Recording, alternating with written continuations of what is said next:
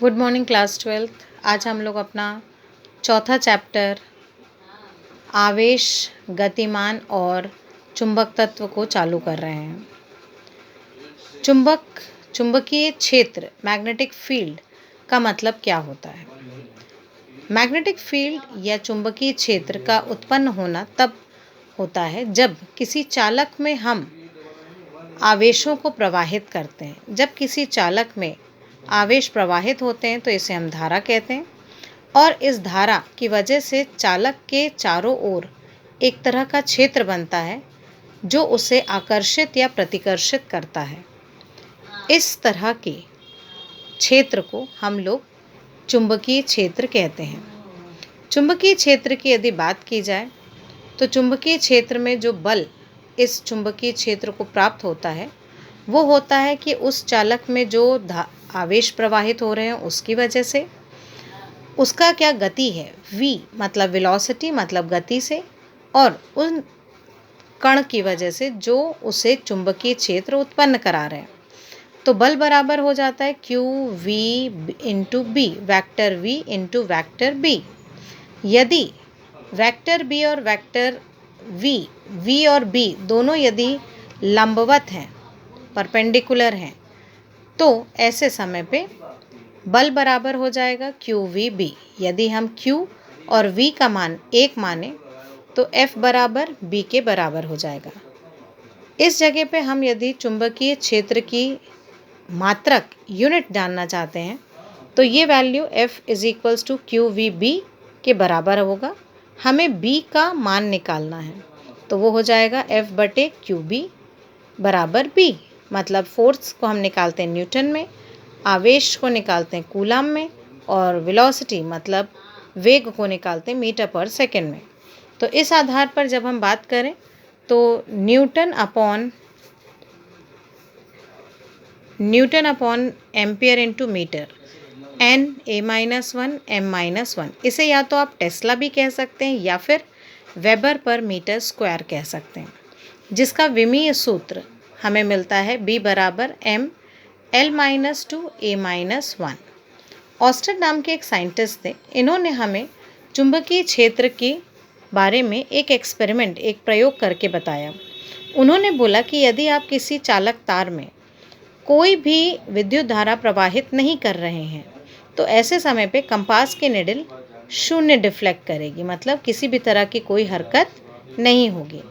पर यदि आप उसे धनावेश और एक तरफ से ऋणावेश मिल रहा है और धारा का प्रवाह इस तरीके से हो रहा है तो जो हमारा उत्तरी ध्रुव है कंपास निडल का, वो इस तरफ आकर्षित होगा।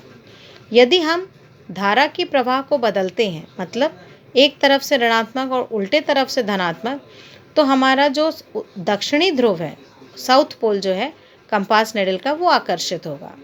तो ऑस्टेड ने हमें इस पर्टिकुलर प्रयोग के द्वारा ये समझाया कि यदि आप किसी भी तरह के विद्युत धारा को किसी चालक में, किसी तार में प्रवाहित करते हो तो उससे विद्युत या चुंबकीय क्षेत्र उत्पन्न होता है। ये चुंबकीय क्षेत्र की दिशा उसके धारा की दिशा पर निर्भर करती है।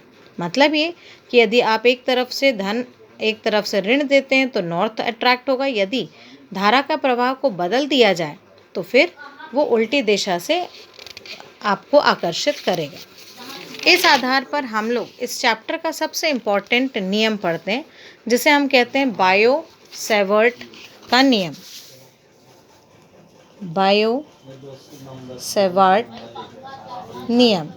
बायो-सैवर्ट नियम की यदि बात की जाए तो ये नियम इस बात पर आधारित है कि यदि किसी चालक तार में हम कोई धारा प्रवाह कर रहे हैं जिसका मान I है और हम इस पूरे तार के एक छोटे से हिस्से को ले रहे हैं, तो उस छोटे से हिस्से से अधिकतम कितनी दूरी तक इस चुंबकीय क्षेत्र का प्रभाव हमें मिल रहा है, जिसके बीच हमें कोण मिलता है थीटा। तो इस आधार पर यदि हम बात करें तो dB समानुपाती I के है और dB समानुपाती dl के, dB समानुपाती साइन थीटा के, पर समान dB वक्रमानुपाती होता है 1/r² के। B का मतलब होता है चुंबकीय क्षेत्र और D का मतलब होता है परिवर्तित होने वाला चुंबकीय क्षेत्र। यदि हर बार चुंबकीय क्षेत्र परिवर्तित होता है तो इसे dB कहते हैं। ये समानुपाती के चिन्ह हैं। इन चारों मानों को एक साथ जोड़ दिया जाए तो हमारे लिए बनेगा dB समानुपाती I dl sin थीटा बटे r स्क्वायर। यदि हम समानुपाती के चिन्ह को बराबर के चिन्ह में परिवर्तित करते हैं तो dB बराबर KI dl sin theta upon r square, जहाँ पर k का मान म्यू नॉट अपॉन 4 पाई है।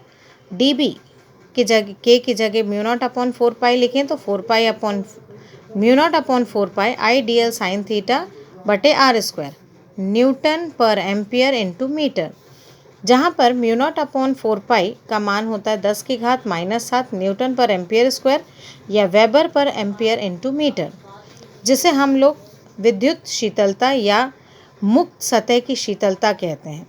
इसमें दो कंडीशंस होती हैं। यदि थीटा की वैल्यू 0 डिग्री या 180 है तो साइन 0 का मान होता है 0, जिसकी वजह से पूरा चुंबकीय क्षेत्र क्या हो जाएगा 0। पर यदि हमारे लिए थीटा का मान 90 डिग्री है तो साइन थीटा का मतलब होता है 1।